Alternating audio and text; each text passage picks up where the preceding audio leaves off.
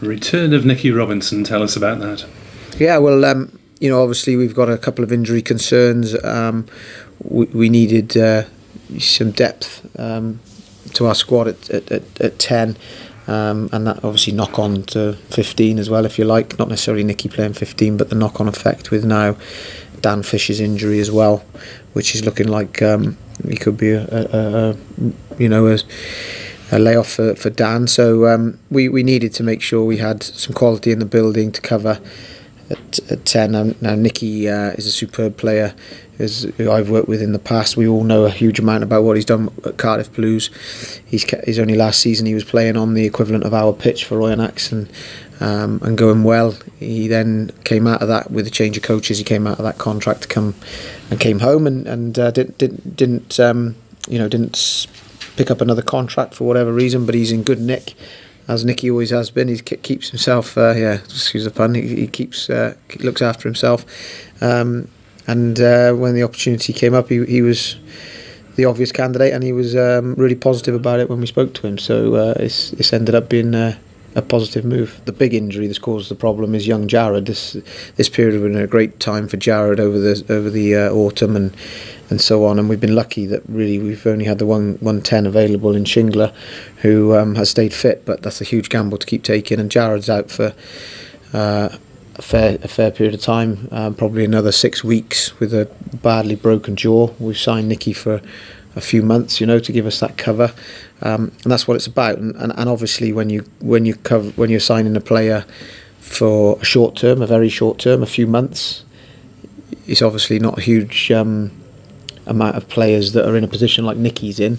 And then when you add to the quality of Nicky Robinson, it's a no-brainer that he was a choice. Well, the next one is the 17-year-old who played in the LV for us, and I think the LV is a good experience for a 17-year-old 10. But if I'm honest, that's probably the borderline. I think then to put a 17-year-old 10 to play Ulster at home, Bath home and away, Christmas derbies, Glasgow away, I think they're probably one step too far for a young 17-year-old 10. And although he's a big part of our future, is probably asking quite a lot of a lad that age with that experience, who should be concentrating on Wales under 18s and developing in the right way. Sometimes we can throw people in a little bit too early, a little bit too young, and I think we've got to be careful we don't do that. You've also signed a new scrum half, Pele Cowley. Tell us about him. Yeah, again, we had the unfortunate situation where Lewis Jones, who's been a great player for us and done a great job for us as a kind of squad player who's come in and out of the squad with Thomas and Lloyd. As soon as Lloyd got picked for Wales, and then Thomas got picked for Wales, and then Lewis blew his knee basically, and he's out for pretty much the season.